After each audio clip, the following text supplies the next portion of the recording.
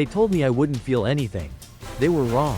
I felt everything, every cut, every break, until I felt nothing at all. My name is Nguyen Van Thuong. I was once a young soldier, full of conviction, standing between my people and the storm of war. It was 1968. The jungles of Tay Ninh were thick with silence and danger.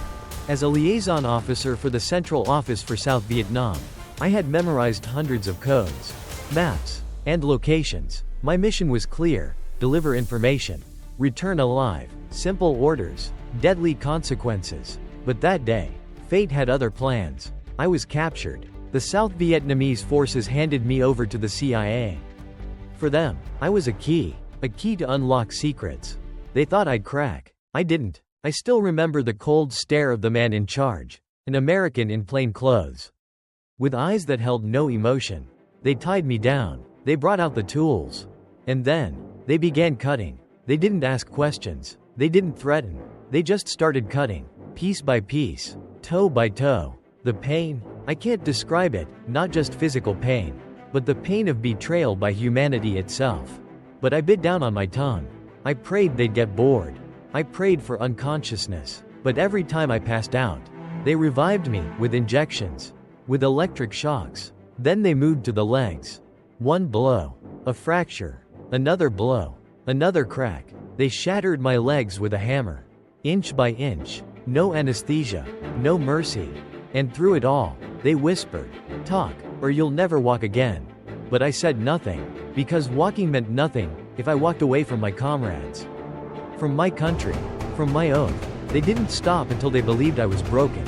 When they were done, my legs were gone, rotted, infected, unrecognizable. They had to amputate them to save my life. But they didn't know that inside, I was still standing. When I was finally exchanged in a prisoner swap, I was more bone than man. My body was crushed, but my will, no. My will had never been stronger. Back in the north, they carried me home. I thought I'd be forgotten, a crippled soldier, useless in a country still fighting for freedom. But I was wrong. President Ho Chi Minh himself visited me. He sat beside my bed and held my hand. He didn't ask me about war. He asked me about pain. I remember what he said. "You've given your body. We must give you dignity." He kissed my forehead like a father would a son. And in that moment, I wept. Not because of what I lost, but because someone still saw me as whole. Years passed. I learned to move again. Not walk, but move. I wheeled myself through life. Through loss. Through rehabilitation. I fell in love. Had a family. Built a quiet life in a small home filled with memories louder than any war. People often ask me, was it worth it?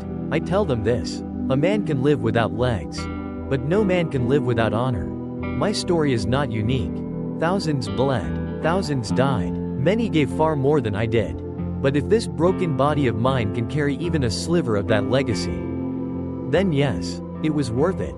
Every scar is a story, every wound, a vow, and I still keep mine. Some wars never end, not in the body, but in the soul. But through courage, even the broken can stand tall.